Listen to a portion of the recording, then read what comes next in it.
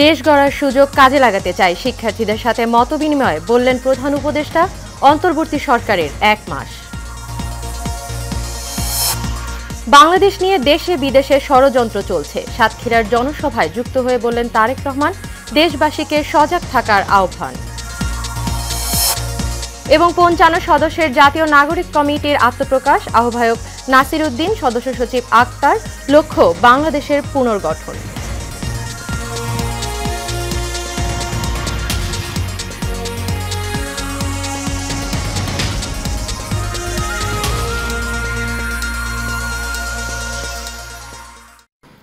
স্বাগত এশিয়ান নিউজের সঙ্গে আছি অরণ্য বিনতি ইউনুস। এতক্ষণ শুনছিলেন বিআরবি কেবল ইন্ডাস্ট্রিজ লিমিটেড সংবাদ শিরোনাম। চলে যাব বিস্তারিত সংবাদে। দেশ গড়ার যে সুযোগ পাওয়া গেছে তা সর্বোচ্চ কাজে লাগানো হবে বলে জানিয়েছেন প্রধান উপদেষ্টা ডক্টর মোহাম্মদ ইউনুস। রবিবার প্রধান উপদেষ্টা কার্যালয়ে শিক্ষার্থীদের সাথে মতবিনিময় সভায় একথা বলেন তিনি। এ সময় ছাত্রদের প্রতি কৃতজ্ঞতা জানিয়ে সমৃদ্ধ দেশ গড়তে দেশবাসীকে ধৈর্য ধারণের আহ্বান জানান প্রধান উপদেষ্টা। বিস্তারিত নূর মোহাম্মদ ভুঁইয়া রিপোর্টে। ৫ আগস্ট ছাত্র জনতার গণ অভ্যর্থনের মুখে সরকার প্রধানের পদ থেকেই পদত্যাগ করে দেশ ছেড়েছিলেন শেখ হাসিনা। এরপর ৮ আগস্ট ডক্টর মোহাম্মদ ইউনুস অন্তর্বর্তীকালীন সরকারের প্রধান উপদেষ্টা হিসেবে দায়িত্ব গ্রহণ করেন। তারপর থেকেই তিনি বিভিন্ন রাজনৈতিক দল, সুশীল সমাজের প্রতিনিধি, পত্রিকা সম্পাদক এবং ব্যবসায়ী প্রতিনিধিদের সঙ্গে মতবিনিময় করেছেন। এসব সভায় রাষ্ট্র সংস্কারের বিভিন্ন প্রস্তাব উঠে এসেছে। তারই ধারাবাহিকতায় উপদেষ্টা কার্যালয়ে ছাত্রদের সাথে মতবিনিময় করেন প্রধান উপদেষ্টা। এ সময় তিনি বলেন, দেশ গড়ার যে সুযোগ পাওয়া গেছে তা সর্বোচ্চ কাজে লাগানো হবে। যে স্বপ্নের জন্য যারা প্রাণ দিয়েছে সে স্বপ্নকে আমরা বাস্তবায়ন করবই। এটার থেকে আমাদের বেরিয়ে যাবার কোনো, আমাদের যোগ্যতা না থাকতে পারে, আমাদের ক্ষমতা না থাকতে পারে, কিন্তু আমাদের প্রতিজ্ঞা রইল আমরা এটা করব। আমরা নতুন বাংলাদেশের অফিস এটা করেছি। নতুন বাংলাদেশ গড়ার জন্য আমরা এখানে এসেছি, সেটা যেন সবাই মিলে আমরা করতে পারি। সুন্দর সমৃদ্ধির দেশ গড়তে দেশবাসীকে ধৈর্য ধারণের আহ্বান জানান প্রধান উপদেষ্টা। শুধু বাংলাদেশের মানুষ উতলা হয়ে গেছে নতুন বাংলাদেশ করার জন্য, তাই না? আমাদের যত বাংলাদেশি সারা দুনিয়া জুড়ে আছে, তোমরা একটু আগে বলেছো তাদের কথা। নূর মোহাম্মদ ভুঁইয়া, এশিয়ান টেলিভিশন, ঢাকা। ছাত্র জনতার গণ অভ্যুত্থানের পর ৮ আগস্ট দেশের হাল ধরেন নোবেলজয়ী ডক্টর মোহাম্মদ ইউনুসের নেতৃত্বে গঠিত হয় অন্তর্বর্তীকালীন সরকার। প্রথমে ১৭ সদস্যের অন্তর্বর্তী সরকার দায়িত্ব নেয়, পরে এই সরকারে যোগ দেয় আরও ৪ জন উপদেষ্টা। রবিবার সব মিলিয়ে ২১ সদস্যের এই সরকারের পথ চলার ১ মাস পূর্তি হলো। প্রথম মাসে বেশ কিছু চ্যালেঞ্জের মুখে পড়লেও তা বেশ ভালোভাবেই সামাল দিয়েছে এই সরকার। এছাড়া কিছু কিছু ক্ষেত্রে এসেছে আমূল পরিবর্তন। আরও জানাচ্ছেন এইচ এ মিতু। অহিংস কোটা সংস্কার আন্দোলনকে রক্তক্ষয়ী সংঘাতের দিকে নিয়ে যায় আওয়ামী লীগ সরকার। গোটা দেশে ছাত্র জনতার রক্ত ঝরিয়ে গণ অভ্যুত্থানের মুখে ৫ আগস্ট পদত্যাগ করে ভারতে পালিয়ে যান শেখ হাসিনা। মুক্তির মন্ত্রে দীক্ষা নিয়ে ৩ দিন পর ৮ আগস্ট শপথ নেন নোবেলজয়ী অর্থনীতিবিদ ডক্টর মোহাম্মদ ইউনুসের নেতৃত্বাধীন অন্তর্বর্তীকালীন সরকার। দায়িত্ব নেওয়ার পরপরই এই সরকারের সামনে প্রথম চ্যালেঞ্জ ছিল আইন শৃঙ্খলা নিয়ন্ত্রণ ও নৈরাজ্য প্রতিরোধ। পুলিশ বাহিনীকে কর্মবিরতি থেকে ফিরিয়ে আর সেনাবাহিনী ও বিজিবির সহযোগিতায় সেই চ্যালেঞ্জ অনেকটাই উতরে গেছে অন্তর্বর্তীকালীন সরকার।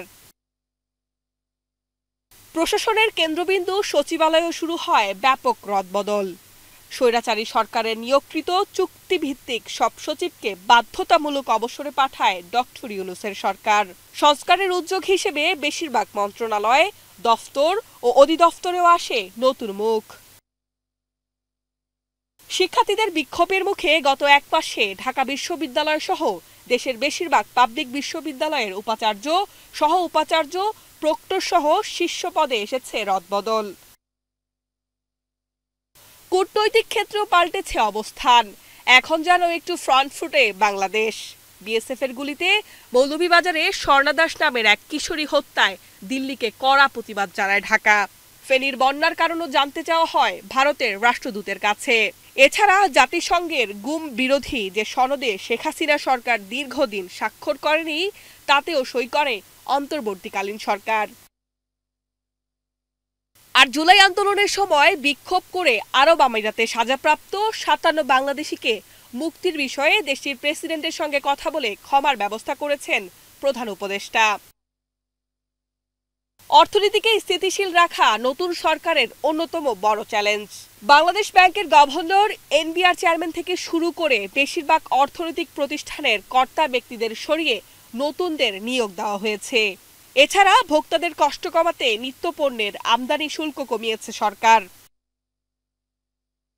সামনের দিনে সংবিধান সংস্কার সহ বেশ কয়েকটি বড় চ্যালেঞ্জ রয়েছে এই সরকারের কাছে। অন্তর্বর্তীকালীন সরকার সংকট কাটিয়ে জনগণের আকাঙ্ক্ষা পূরণ করবে বলেও প্রত্যাশা সাধারণ জনগণের। এইচএ মিতু, এশিয়ান টেলিভিশন। বাংলাদেশ নিয়ে দেশে বিদেশে এখনও ষড়যন্ত্র চলছে জানিয়ে নেতাকর্মীদের সজাগ থাকার আহ্বান জানিয়েছেন বিএনপির ভারপ্রাপ্ত চেয়ারপারসন তারেক রহমান। রবিবার দুপুরে সাতক্ষীরায় বিএনপির সমাবেশে লন্ডন থেকে ভিডিও বার্তায় যুক্ত হয়ে তিনি এ আহ্বান জানান। এ সময় লাখো নেতাকর্মী তারেক রহমানের বক্তব্য শুনতে কলারোয়া ফুটবল মাঠে জড়ো হন। বাতেন বিপ্লবের রিপোর্ট। সাতক্ষীরার কলারোয়া ফুটবল মাঠে বিশাল জনসভার আয়োজন করে বাংলাদেশ জাতীয়তাবাদী দল বিএনপি। সমাবেশে যোগ দেন খুলনা ও এর আশপাশের এলাকার বিএনপির হাজার হাজার নেতাকর্মী। নির্ধারিত সময়ের আগেই কানায় কানায় পরিপূর্ণ হয়ে ওঠে কলারোয়া ফুটবল খেলার মাঠ। এ সময় তারুণ্যের অহংকার তারেক রহমান, শহীদ প্রেসিডেন্ট জিয়াউর রহমান ও বেগম খালেদা জিয়াকে নিয়ে মুহুর্মুহু স্লোগান দেয় উপস্থিত নেতাকর্মীরা। সমাবেশের শুরুতে সাবেক সংসদ সদস্য ও বিএনপির নির্বাহী কমিটির প্রকাশনা সম্পাদক হাবিবুল ইসলাম হাবিবের সভাপতিত্বে স্থানীয় ও কেন্দ্রীয় নেতারা বক্তব্য রাখেন। নেতাকর্মীদের বক্তব্য মনোযোগ দিয়ে শোনার পর প্রধান অতিথির বক্তব্য দেন বিএনপির ভারপ্রাপ্ত চেয়ারপারসন তারেক রহমান। তিনি বলেন, সবাইকে সজাগ থাকতে হবে। যে ষড়যন্ত্র দেশের বাইরে ছিল তাদের সে ষড়যন্ত্র এখনো অব্যাহত রয়েছে। তারা কোনোভাবেই চায় না এদেশের মানুষ গণতান্ত্রিক অধিকার ফিরে পাক। ষড়যন্ত্র কিন্তু এখনো থেমে যায়নি। স্বৈরাচারের পতন হয়তো হয়েছে, কিন্তু ষড়যন্ত্র এখনো অব্যাহত রয়েছে। আমরা গত কয়েকদিনে দেখেছি সমগ্র বাংলাদেশের গণতন্ত্র প্রিয় প্রতিটি মানুষের কাছে আমি আহ্বান জানিয়ে বলতে চাই যে আমাদেরকে সজাগ থাকতে হবে। যে ষড়যন্ত্র দেশের ভেতরে ছিল, যে ষড়যন্ত্র দেশের বাইরে ছিল, তাদের সেই ষড়যন্ত্র এখনো অব্যাহত আছে। তারা কোনোভাবেই চায় না এই দেশের মানুষ তাদের গণতান্ত্রিক অধিকার ফিরে পাক।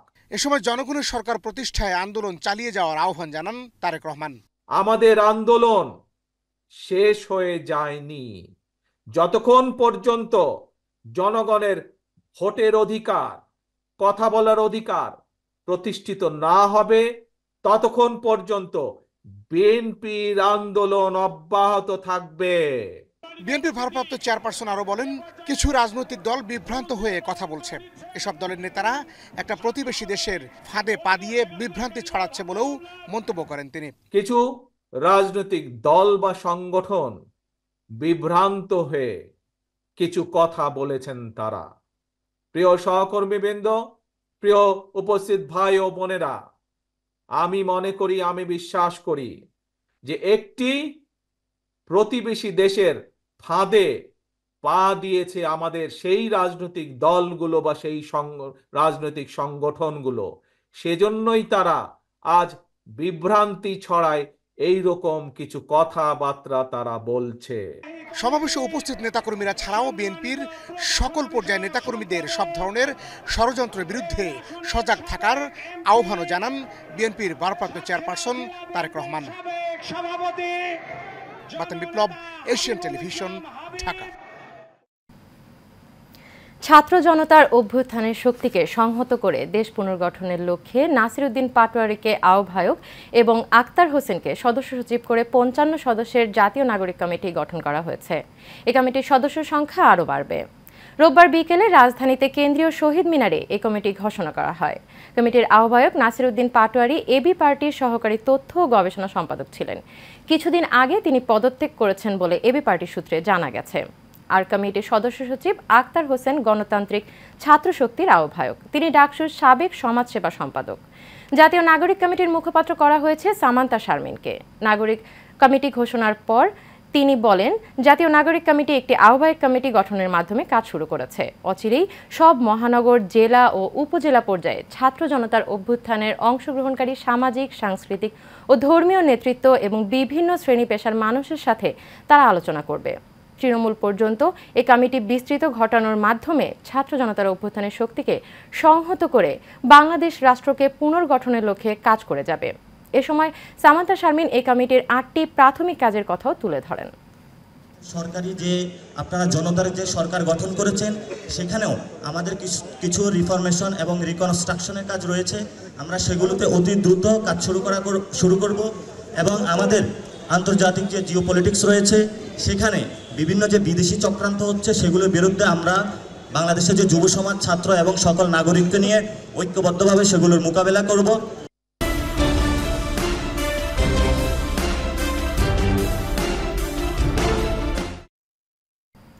বরিশালের গৌরনদীতে ছাত্রলীগ কর্মীকে 2 দফা হামলা চালিয়ে পিটিয়ে হত্যা মামলার অভিযুক্ত আসামি আলামিন তালুকদারকে গ্রেফতার করেছে র্যাব। র্যাব 8 সদরের কোম্পানি এবং সিপিসি 3 মাদারীপুর ক্যাম্পের যৌথ অভিযানে শরীয়তপুরের পালং থানার চিকুন্দি বাজার থেকে তাকে গ্রেফতার করা হয়। গ্রেফতারকৃত আলামিন তালুকদারও একই গ্রামের মৃত আজিজুল হক তালুকদারের ছেলে। প্রাথমিক জিজ্ঞাসাবাদে গ্রেফতারকৃত আলামিন ঘটনার সাথে জড়িত থাকার কথা স্বীকার করেছে।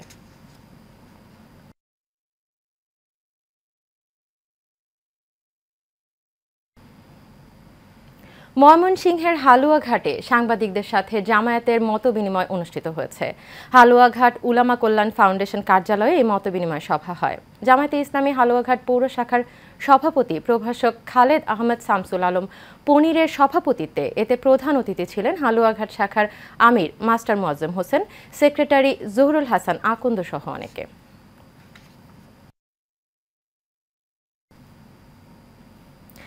ফেনীতে বাংলাদেশ এক্সটেনশন এডুকেশন সার্ভিসের উদ্যোগে দ্বিতীয় দিনের মতো বন্যা কবলিত এলাকায় দুস্থ ও অসুস্থ জনগণের মাঝে স্বাস্থ্যসেবা ও চিকিৎসা ক্যাম্প পরিচালনা করা হয়েছে। ক্যাম্পে আগত রোগীদের বন্যা পরবর্তী বিভিন্ন রোগের ঔষধ, বিনামূল্যে বিভিন্ন ধরনের স্বাস্থ্য পরীক্ষা এবং 42 প্রকার জরুরি ঔষধ বিতরণ করা হয়। এ সময় উপস্থিত ছিলেন ফেনী জোনের জোনাল ম্যানেজার প্রদীপ চন্দ্র দাস, কর্মসূচির সমন্বয়কারী মুস্তাফিজুর রহমান সহ আরও অনেকে।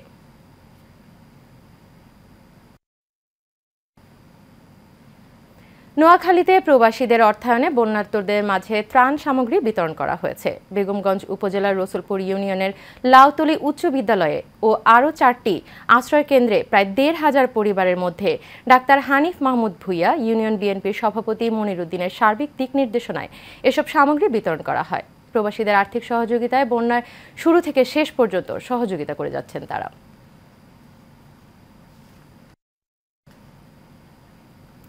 জামালপুরের মেলান্দহে হত্যা চেষ্টার প্রতিবাদ ও ন্যায় বিচারের দাবিতে মানববন্ধন হয়েছে।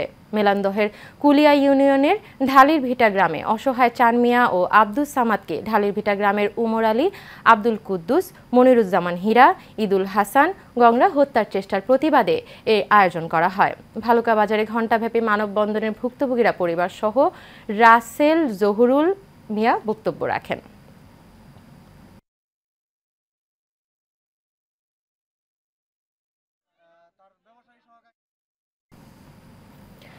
নেত্রকোনা পূর্বধোলা উপজেলার শ্যামগঞ্জ হাফেজ জিয়াউর রহমান ডিগ্রি কলেজের অধ্যক্ষ হাবিবুর রহমান খন্দকারের বিরুদ্ধে নানা অনিয়ম, দুর্নীতি ও কলেজের বিভিন্ন খাত থেকে টাকা আত্মসাৎ করার অভিযোগ উঠেছে। এ ব্যাপারে উপজেলা নির্বাহী কর্মকর্তা বরাবর লিখিত অভিযোগ করেন দর্শন বিভাগের সহকারী অধ্যাপক মোহাম্মদ মুখলেসুর রহমান।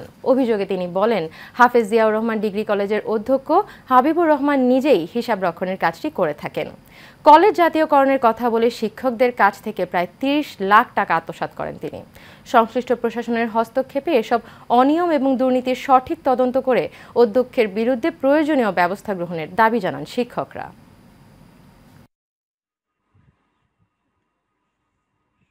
আমাদের অধ্যক্ষ হাফেজ জিয়াউর রহমান ডিগ্রি কলেজের খন্দকার হাবিবুর রহমান মহোদয় দুর্নীতি ও অনিয়মের অভিযোগ দাখিল করেছি। সেই অভিযোগে উনি কলেজ তহবিলের টাকা কলেজ তহবিলে না রেখে ব্যক্তিগত অ্যাকাউন্টে রাখেন। এরপরে আমাদের কলেজ জাতীয়করণের নামে উনি 30 লক্ষ টাকা আত্মসাৎ করেন। এই প্রিন্সিপাল সাহেব যখন নিয়োগ পাইছে তখন উনি এই হিসাব নিকাশটা উনার হাতে নিছে। নেওয়ার পরে আমিও চাইছি না, এই প্রিন্সিপাল স্যার কী করছে এটা আমরা জানি না, কিন্তু জাতীয়করণ হয় নাই বা টাকাটা আমরা ফেরত পাইনি, বা আমরা কোনো চাপে বা ভয়ে আমরা টাকা চাইতেও সাহস পাইছি না। তারা বিভিন্ন ধরনের অভিযোগ অতীতে দিয়ে আসছে, এখনও দিয়ে যাচ্ছে, যেগুলির কোনো ভিত্তি নাই এবং বানোয়া, এবং এগুলা সব অন্যায় এবং মিথ্যা। আপনারা জানেন যে বর্তমানে আমাদের একটা চিঠি এসেছে যে আমাদের যদি কোনো অধ্যক্ষকে অপসারণ করতে হয় বা তার বিরুদ্ধে যদি কোনো অভিযোগ থাকে তাহলে সংশ্লিষ্ট বিভাগ এই তদন্ত করবে। আমরা সংশ্লিষ্ট বিভাগে এটা প্রেরণ করব। বরিশালের গৌর নদীতে চন্দ্রহার কৈলাসচন্দ্র রমেশচন্দ্র মাধ্যমিক বিদ্যালয়ের সহকারী প্রধান শিক্ষক নিয়োগে অনিয়ম ও অতিরিক্ত অর্থ আদায় সহ নানা দুর্নীতির অভিযোগ প্রতিষ্ঠান প্রধানের বিচারের দাবিতে মানববন্ধন হয়েছে। বিদ্যালয় প্রাঙ্গণে শিক্ষার্থী, অভিভাবক ও এলাকাবাসীর উদ্যোগে এই মানববন্ধন করা হয়। এ সময় শিক্ষার্থীরা প্রধান শিক্ষকের পদত্যাগের দাবি জানান। এছাড়াও ছাত্রীদের যৌন হয়রানির অভিযোগে বিদ্যালয়ের গ্রন্থাগারিকের পদত্যাগ দাবি করেন। কুমিল্লায় সাংবাদিক পরিচয়ে চাঁদাবাজি সহ নানা অনিয়ম দুর্নীতির অভিযোগে অপকর্মের প্রতিবাদে ছাত্র সমাজের উদ্যোগে বিক্ষোভ মিছিল ও মানববন্ধন হয়েছে। রোববার দুপুরে শিক্ষার্থীরা উপজেলা সদরের আল্লাহু চত্বর থেকে বিক্ষোভ মিছিল নিয়ে উপজেলার প্রধান সড়ক প্রদক্ষিণ করে। পরে উপজেলা পরিষদের সামনে মুরাদনগর কোম্পানিগঞ্জ সড়ক অবরোধ করা হয়। এ সময় তারা প্রধান উপদেষ্টা বরাবর স্মারকলিপি প্রদান করেন।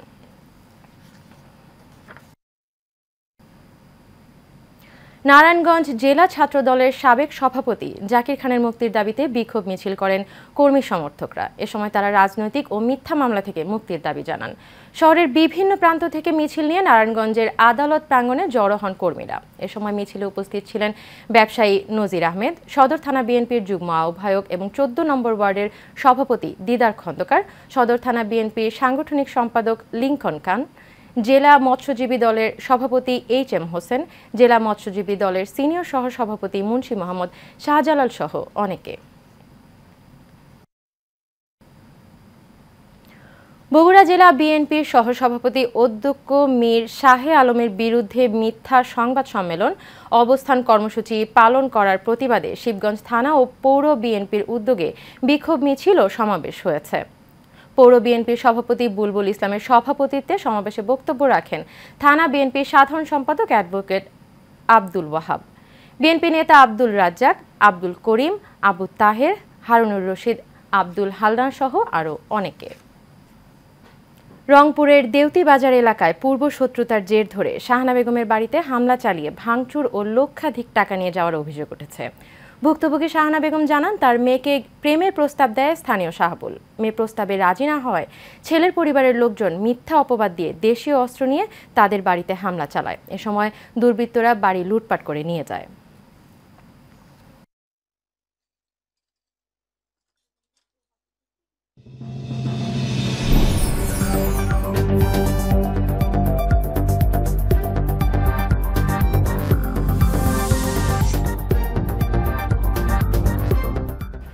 এবারে চট্টগ্রাম সংবাদ। চট্টগ্রামে সংবাদ সম্মেলন করেছেন the Chittagong chamber of commerce and industries employees ইউনিয়নের সদস্যরা। সিসিসিআই কর্মচারীদের মধ্যে বৈষম্য সৃষ্টিকারী এবং গত 7 বছর ধরে অকারণে কর্মচারী ছাঁটাই এবং দীর্ঘদিন ধরে চাকরি স্থায়ীকরণ প্রচলিত সুযোগ সুবিধা থেকে বঞ্চিত করার প্রতিবাদে স্বঘোষিত সেক্রেটারি জেনারেল প্রকৌশলী মোহাম্মদ ফারুকের পদত্যাগের দাবিতে এই সংবাদ সম্মেলন করা হয়। এ সময় লিখিত বক্তব্য পাঠ করেন সংগঠনের সভাপতি মোহাম্মদ রফিকুল ইসলাম, সহসভাপতি মোহাম্মদ আইয়ুব খান সহ অন্যান্যরা।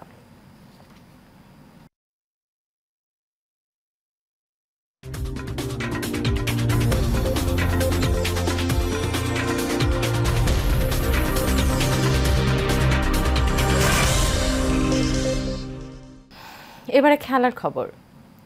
ভুটানের বিপক্ষে 2টি ফিফা প্রীতি ম্যাচের প্রথমটিতে জয় পেয়েছিল বাংলাদেশ। রোববার দ্বিতীয় ম্যাচে আরও ভালো খেলার লক্ষ্য ছিল জামাল মোরসালিনদের, কিন্তু উল্টো হেরে গেছে সফরকারীরা। ফিফা র্যাঙ্কিংয়ে 2 ধাপ এগিয়ে থাকা ভুটান শেষ মুহূর্তের গোলে 1-0 ব্যবধানে হারিয়ে দিয়েছে বাংলাদেশকে। প্রথমার্ধের খেলা গোলশূন্যভাবে শেষ হয়েছিল। 90 মিনিটের মাথায় গোল হজম করে সফরকারীরা। আজ বাংলাদেশ সময় সন্ধ্যা 6টায় ভুটানের রাজধানী থিম্পুর চাংলিমিথান স্টেডিয়ামে স্বাগতিকদের বিপক্ষে লাল সবুজের জার্সিধারীরা খেলবে। গত 5 সেপ্টেম্বর প্রথম ম্যাচে 1-0 গোলে জিতে সিরিজে এগিয়ে ছিল বাংলাদেশ, কিন্তু আজ আর জয় নিয়ে মাঠ ছাড়তে পারেনি জামাল ভুঁইয়ারা।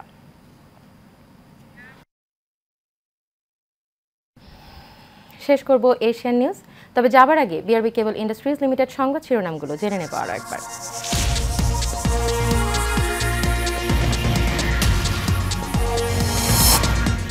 দেশ গড়ার সুযোগ কাজে লাগাতে চাই, শিক্ষার্থীদের সাথে মতবিনিময় বললেন প্রধান উপদেষ্টা। অন্তর্বর্তী সরকারের 1 মাস। বাংলাদেশ নিয়ে দেশে বিদেশে ষড়যন্ত্র চলছে, সাতক্ষীরার জনসভায় যুক্ত হয়ে বললেন তারেক রহমান। দেশবাসীকে সজাগ থাকার আহ্বান। 55 সদস্যের জাতীয় নাগরিক কমিটির আত্মপ্রকাশ, আহ্বায়ক নাসির উদ্দিন, সদস্য সচিব আক্তার। লক্ষ্য বাংলাদেশ রাষ্ট্রের পুনর্গঠন। এশিয়ান নিউজ এ পর্যন্তই। পরবর্তী সংবাদ দেখার আমন্ত্রণ রইল। এতক্ষণ সাথে থাকার জন্য সবাইকে ধন্যবাদ।